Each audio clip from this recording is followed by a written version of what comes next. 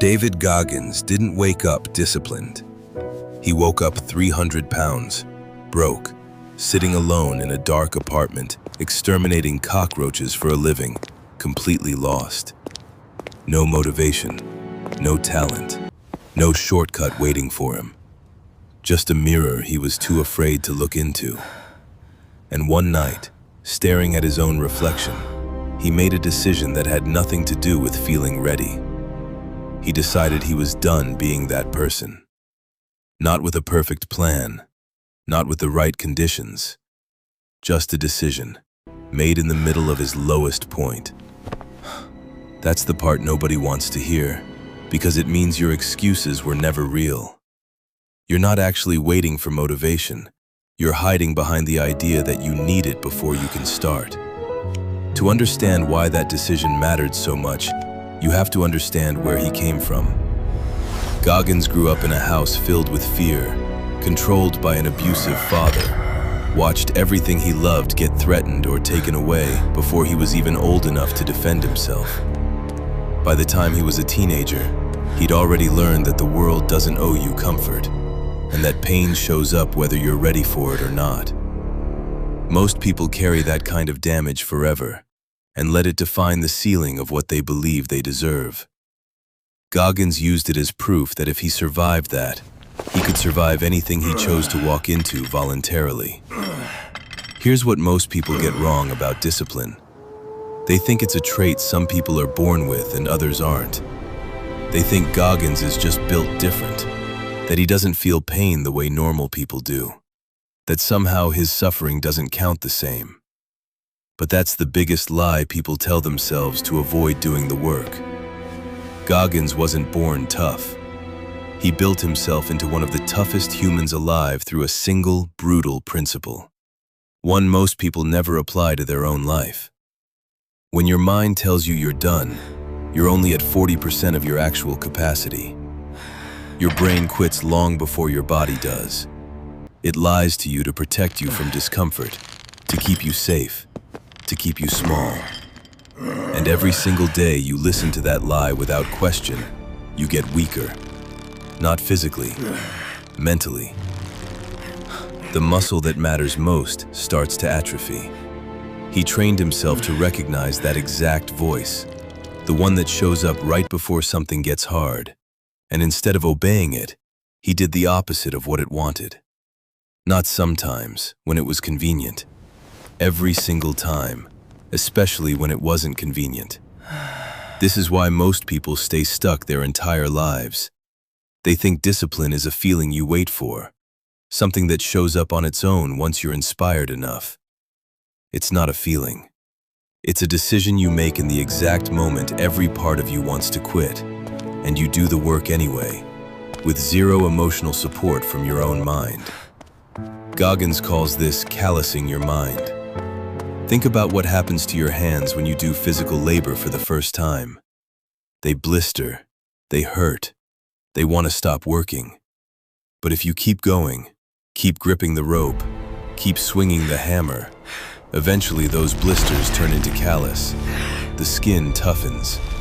It stops reacting to friction the way it used to. Your mind works the exact same way. Every time you do something hard on purpose, especially when no one's watching and no one's clapping for you, you're building a mental callus. Every time you choose comfort instead, that same mental skin stays soft, thin, easily broken by the next hard thing life throws at you. Here's what that actually looks like when you strip away all the motivational language. You wake up and your body immediately says, stay in bed. It's cold. It's early. Nobody would know if you skipped it. You get up anyway. Your mind says, skip the workout today. You're too tired. You'll do double tomorrow. You go anyway, knowing tomorrow's excuse will be just as convincing. Your brain begs you to stop at the exact point that used to be your absolute limit, the point where quitting used to feel justified. You push past it anyway, not because it feels good, but because that's the whole point. This is the entire game Goggins built his life around. It's not about being fearless, And this is the part people misunderstand the most. Goggins was never fearless. He's spoken openly about being terrified constantly. Terrified of failure. Terrified of drowning during the brutal pool training in Navy SEAL selection, where candidates have to stay calm underwater while instructors deliberately try to make them panic. He did every single one of those moments scared. Courage was never the absence of fear for him. Courage was moving forward while carrying the fear with him, refusing to let it drive the decision. His path into the SEALs alone proves this point. After years of being overweight and directionless, he saw an ad looking for Navy SEALs and gave himself an impossibly short window to lose over 100 pounds to even qualify for the tryout. Doctors and recruiters told him it wasn't realistic. He did it anyway, then walked into one of the hardest military training pipelines on Earth with a body that had barely finished transforming. He didn't pass SEAL training on his first attempt without suffering. He got sick, he got injured, and he still kept showing up. Because in his mind, quitting wasn't a door he allowed himself to open, no matter how justified it would have looked to anyone watching from the outside. Later, he pushed even further by attempting Army Ranger School, one of the most physically and mentally demanding courses in the U.S. military. While still recovering from a heart condition most people would have used as a permanent excuse to stop. He didn't pass it once. He went through it multiple times, failing, recovering, and returning, because his standard for himself had nothing to do with what was reasonable or expected. It had everything to do with what he decided he was capable of, regardless of how many times reality tried to convince him otherwise. One tool he built for himself, something anyone can actually use starting today, was the accountability mirror. Every single morning he stood in front of a mirror in his bathroom and told himself the truth. Not the comfortable version of the truth, not the version that makes excuses sound reasonable. The real one. What he actually did the day before. What he actually avoided instead of facing. Where he was actually lying to himself, even in small ways he used to let slide.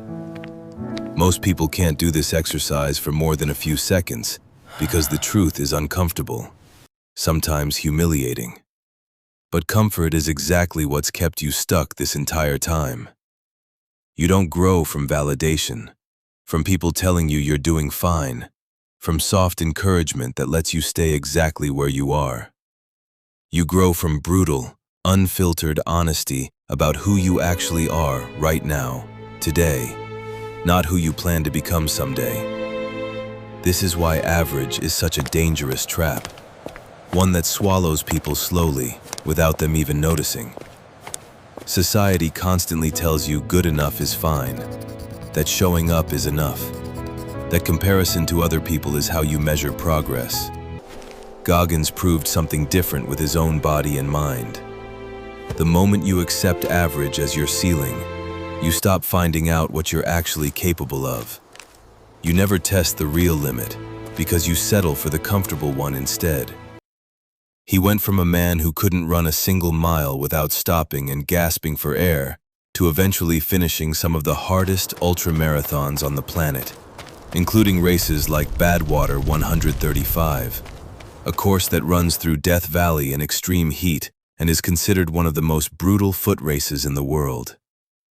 Runners collapse, hallucinate, and drop out from the conditions alone. Goggins finished it, not because he had some rare gift the rest of us don't have access to, but because he refused to let his own mind negotiate with him anymore. Every barrier he hit along the way, every wall that would have stopped an average person permanently, he used as information about where his edge actually was, not as a stop sign telling him to turn back. And this is the part that applies directly to you, whatever you're avoiding right now. Maybe it's a hard conversation you keep delaying. Maybe it's a workout you keep skipping. Maybe it's a goal you talk about constantly but never actually start. Every single day you avoid it, You're training your brain that avoidance is an acceptable response to discomfort. And that training doesn't stay isolated to one area of your life. It bleeds into everything. The same mind that quits on a workout will quit on a relationship, a career, a hard decision that actually matters. And the reverse is just as true.